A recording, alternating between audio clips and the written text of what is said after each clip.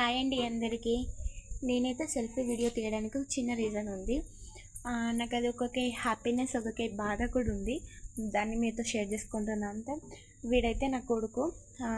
వీళ్ళ daddy foreign వెళ్ళి ఇప్పుడు December 4 వస్తే 1 year అవుతుంది.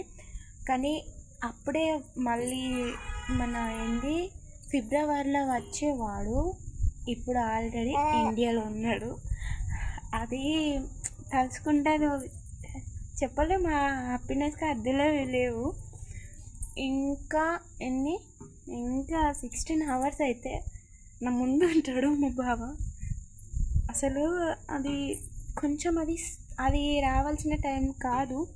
బట్ అక్కడ బ్యాడ్ సిచ్యువేషన్ వల్ల ఇండియాకి వచ్చిండు.